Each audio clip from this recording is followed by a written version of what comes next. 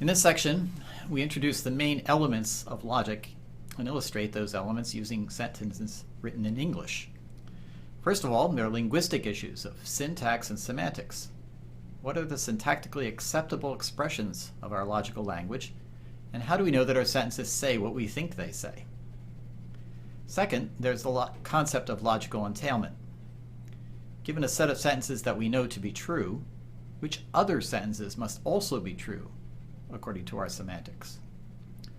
Finally, there is logical reasoning.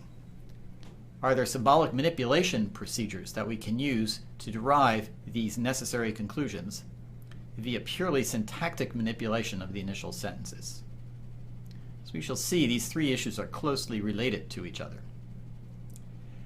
Consider the interpersonal relations of a small sorority. There are just 4 members: Abby, Bess, Cody, and Dana. Some of the girls like each other, but some do not. Here's one set of possibilities. Abby likes Cody, Bess likes Cody, and so forth. Let's assume that we do not know this information ourselves, but we have informants who know the girls and are willing to share what they know. Each informant knows a little about the likes and dislikes of the girls, but no one knows everything. Here's where logic comes in. By writing logical sentences, each informant can express exactly what he or she knows, no more, no less. For our part, we can combine these sentences into a logical theory, and we can use this theory to draw logical conclusions, including some that may not be known to any one of the informants. Here we see one such collection of sentences.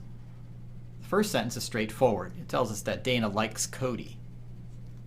The second and third sentences tell us what is not true without saying what is true. The fourth sentence says that one condition holds or another, but does not say which. The fifth sentence gives us a general fact about the girls Abby likes. The sixth sentence expresses a general fact about Cody's likes. The last sentence says something about everyone. As we go through these videos, we will occasionally come upon interactive exercises like this one. Different exercises have different purposes. In some cases, they are simple demonstrations. In other cases, they test one's understanding of the ideas just presented. And in yet other cases, they motivated upcoming material. This exercise tests one's intuitive understanding of logic by creating various states of sorority world that satisfy the sentences like the ones we've just been seeing. Do the exercise, and when you're done, continue with the video.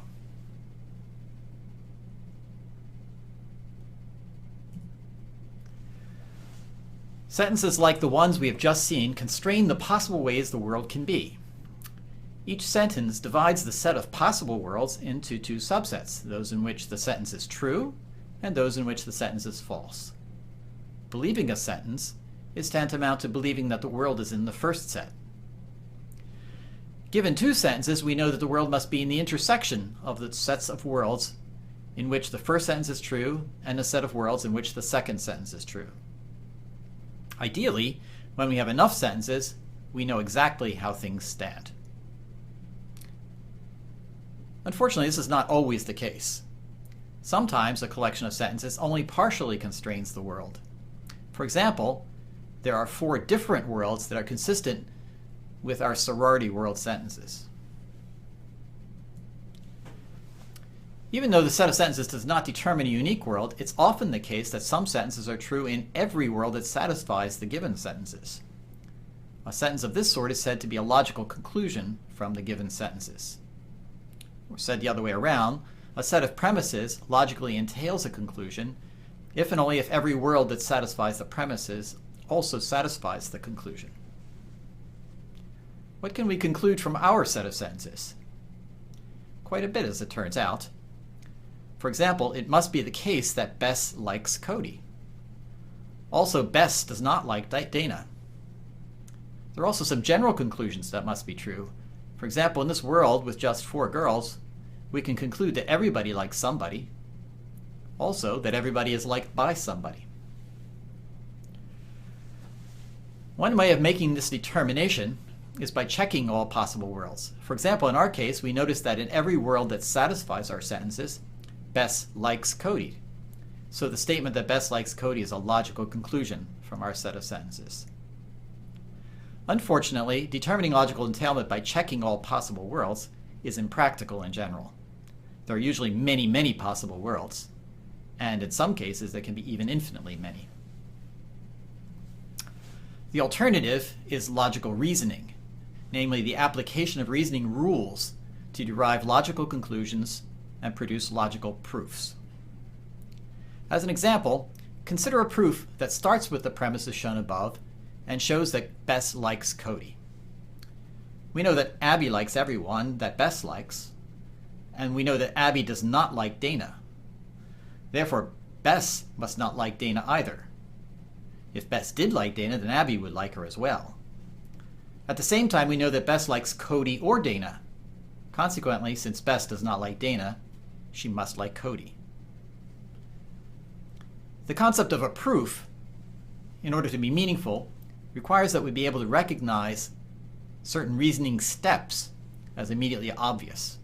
In other words, we need to be familiar with the reasoning atoms out of which complex proof molecules are built.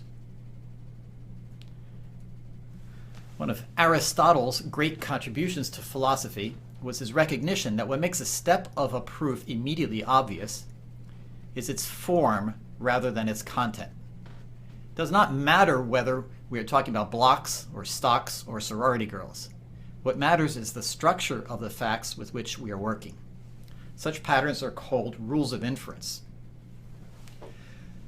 As an example, consider the rule of inference shown here. If we know that all Accords are Hondas, and we know that all Hondas are Japanese cars, then we can conclude that all Accords are Japanese cars.